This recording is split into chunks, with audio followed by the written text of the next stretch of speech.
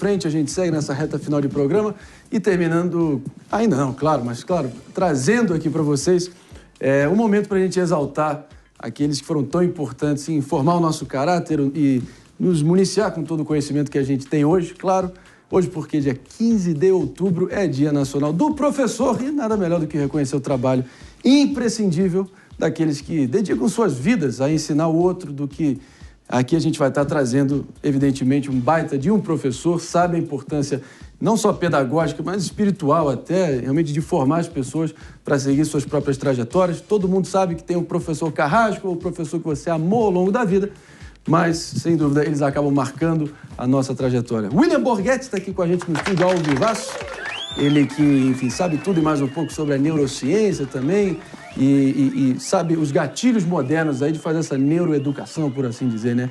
Conta um pouco aí da sua trajetória também, William, e mais amplamente. Inclusive, estamos de volta também para você que está nos ouvindo agora sim na Rede Jovem Pan de Rádio Morning Show a todo vapor. Hoje é dia do professor, estamos aqui recebendo o neurocomunicador William Borghetti, que está aqui com a gente. Conta pra gente um pouco o que mais marcou para você nessa trajetória, o que você acha que você mais, talvez, errou e o que mais você acertou enquanto professor. Muito bom, Marinho. Primeiro, mandar um abraço aí para todos os professores do Brasil, os bons, os ruins, os carrascos, os legais, né?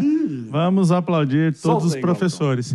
E, cara, você falou uma coisa muito legal, que além da questão pedagógica, a gente também tem essa importância comportamental, essa importância emocional, né? Eu costumo dizer que o adolescente, ele respeita quem ele admira. Então, aquele professor que a gente admira, eu até proponho aí para quem está nos assistindo, uma reflexão, né? Pense naquele melhor professor que você teve na sua vida, o melhor. Assim, de tantos professores que você teve, veio um na tua memória agora. E pense no pior. Provavelmente você lembrou desse professor por questões emocionais e não por questões técnicas. Ou seja, nossa, eu gostava daquele professor que tinha 3 pós-graduações. Não, normalmente é o emocional. Claro. Dona Bernadette pegou na minha mãozinha, ensinou a escrever e tal. Então temos aí essa questão emocional muito ligada com o que a gente define aí de um bom professor que consegue ser didático e passar o que precisa ser ensinado. Conta aí de um professor que marcou a tua vida, Mário Palumbo. Mário Palumbo, meu pai. Aliás, eu tive aula com ele. Eu tive aula com o meu... Teve aula com seu pai? É meio constrangedor você ter aula com o próprio pai. Teve uma mamata na hora do boletim? Teve nada, mas era uma escola pública, Cônigo Barros, mas lá em Ribeirão Preto, no Guimarães Júnior, eu me lembro da tia Cida, né? A gente chamava de tia naquela, que era de português. Se chegasse qualquer bilhetinho pra minha mãe me arriava no cacete, né? E já na faculdade eu lembro do doutor Heráclito, que dava aula de penal, processo penal. Ele era um professor fantástico, é vivo ainda. O meu abraço a todos vocês. Sou casado com uma professora também, né? Então, não sabia? Sou casado com uma professora, filho de um professor. Sabrina de quê? Qual é a especialidade dela? Ela dá aula para o ensino fundamental, né? Com crianças, né? Ela é pedagoga. E o máximo respeito pelos professores, muito respeito mesmo, né? Outro dia eu fui chamado na sala de aula do meu filho, né? E eu não vou contra professor. E o que eu percebi lá? Um monte de mãe com raiva da professora. Como assim, falando mal do meu filhinho? Exatamente. A professora veio falar comigo, ó, o seu filho com outros aqui montaram uma ganguezinha aqui, fica atormentando todo mundo. Aí ela falou do meu filho, descreveu exatamente como ele é. E o que eu fiz? Castiga, eu não bato, mas castiguei ele, tirei videogame, tirei celular, né, para aprender. E outras mães que também descreveram, que eu conheço os filhos, não, meu filho não. Eu falei, seu filho é exatamente isso, a professora tá certa. Cuidado, hein, é melhor a gente repreender agora que lá na frente. A gente sabe que a classe dos professores no Brasil sempre são matéria ali de debates que vem atravessando as décadas, né, William? Especialmente a questão da remuneração, baixos salários, essa reivindicação aí, histórica até. A gente também vê a capacidade deles, dos sindicatos, dos professores, muitas vezes acaba sendo demonizado e muitas vezes eles acabam até dando razão para isso e colocando a vida dos alunos em último plano. Mas o que é fato, o que é fake hoje em dia? Onde é que está o principal gargalo aí para o professor ser de fato valorizado e ter uma nova legião de professores se sentirem estimulados a embarcarem nessa profissão, né? Olha, principalmente na escola pública, onde está o volume de alunos, né, no Brasil, eu vejo 2 problemas assim gravíssimos. Primeiro, a quantidade de alunos. Cara, não dá para dar atenção para 40 alunos de uma vez e ainda lembrando que o público, o aluno, ele não quer estar lá, né? O adolescente não quer estar na escola, então ele está ali meio forçado e ele acaba tendo essa questão de ter muito aluno. Então, para o professor dar conta daquilo ali, é muito complicado. E você tem ali também essa questão da infraestrutura, né? O professor, ele não tem a infraestrutura, muitas vezes, para trabalhar, ele não tem o apoio para poder fazer aquilo, e a burocracia. Então, o professor é uma das profissões que, quando ele bate ali o cartão, não acaba o trabalho. Ele tem que ir para casa, tem que corrigir prova, tem que montar aula, e ele está com a cabeça cheia, ele chega na aula, ele se estressa, e aí é um ciclo que vai acontecendo.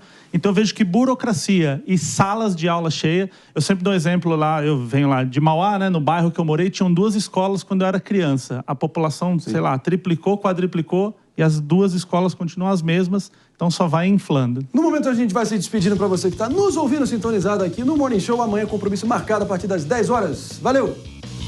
E a gente segue aqui adiante, todo mundo ligadaço aqui no Morning Show, ao vivo. Mano, conta um pouco aí da tua experiência também. A gente ouve... É uma classe aí que sempre, enfim, muitas vezes menosprezada, subestimada, maltratada, mas ao mesmo tempo tem muita gente que acaba dando um mau nome aí também para os professores enquanto categoria como um todo. O que você acha? É verdade. Primeiro, mandar um abraço a todos os professores, representando-os na minha esposa, né, que é professora de psicologia. Olá. Grande abraço, amor. Parabéns pelo Dia dos Professores. Mas você perguntou sobre o melhor professor e o pior professor. Eu fui aluno de escola pública, né? Eu estudei no Colégio de Aplicação da UFPE. Eu tinha um grande professor, vou citar o nome, Peron Rios, foi professor de língua portuguesa, literatura. Ele me ensinou a ler pela 2ª vez. Eu aprendi com ele a interpretar o texto em outras dimensões da linguagem, e isso abriu a minha cabeça de um jeito muito impressionante. Assim, eu aprendi, entendi a dimensão artística da linguagem, né? Isso foi apaixonante para mim, foi definidor para os rumos que eu fui tomar, gostar de ler e tudo mais. E eu tive um péssimo professor, que aí eu vou poupá-lo de citar o nome, que era sindicalista, basicamente. Então, a cada 2 anos, ele tirava licença para ser candidato, tinha 50 votos, e no ano que não tinha eleição, ele estava fazendo greve, basicamente. E foi assim que Mano virou liberal. Não é, não? Vem de longe, vem de longe. Vem de muito longe. Dá pra se tirar conhecimento de todos os lados, né? Não? Jess, conta um pouco aí da tua experiência também. O que diferencia um bom professor do mau professor? Claro que tem o lado emocional, do apelo, da conexão com os alunos, mas cada um com a sua respectiva experiência. Qual foi a sua? Então, a minha foi bem marcante em 3 nomes. Professor argentino, Henrique e Wendel, que foram meus professores em Goiânia. Eles moldaram... O nome argentino? É o apelido dele, é Samuel o nome, mas todo mundo chama de argentino. De matemática, de redação e de geografia. Então, eles incentivaram sempre muito. Então, eles sempre fizeram com que os alunos pudessem acreditar nos seus sonhos e corressem atrás desses sonhos, claro, sempre cobrando. Então, eu vejo o impacto do professor como um transformador de realidades. E aqui na USP eu tive uma professora Raguz, uma professora de literatura clássica, falava sobre gregos, romanos, ela é maravilhosa e ela incentivava muito. Era uma professora que é isso, que muitas vezes na universidade carece, que é o professor dedicado. Ele se entrega à matéria, ele se dá ao aluno e ele incentiva você a querer aprender. Eu acho que isso faz toda a diferença. E quando eu estou com os meus aluninhos de debate, é isso que eu tento passar. Esse amor pelo conteúdo e pelo conhecimento. A partir da tua experiência aí, William, o que mais você acha que são os fatores-chave aí para um professor ser lembrado pelos próprios alunos décadas depois? Eu sempre digo o seguinte, a culpa da educação ser do jeito que é no Brasil não é do professor, mas ele é peça fundamental, ele é uma das engrenagens, né? Então, sempre que a gente pensa, isso que a Jess falou, né? O professor que está ali, que ele mostra que ele quer ensinar, ele mostra que ele está ali com o coração, e aí ele dá o exemplo, né? Que quando a gente também chega ali e fala, vou dar minha aula ali só para cumprir o horário, a gente não consegue conectar. Então, quando esse professor também quer, ele tá ali de coração mesmo, ele muda o jogo. E aí, a gente ouviu aqui memórias, né? A gente talvez não lembre que almoçou terça-feira, mas a gente lembra lá da Dona Cida. Lá, português. Quantas memórias tem aí na cabeça do Palumbo, mas veio a Dona Cida lá em algum... surras da minha mãe. Em algum momento. Então, a importância que tem essa conexão do professor com o aluno, principalmente na parte emocional.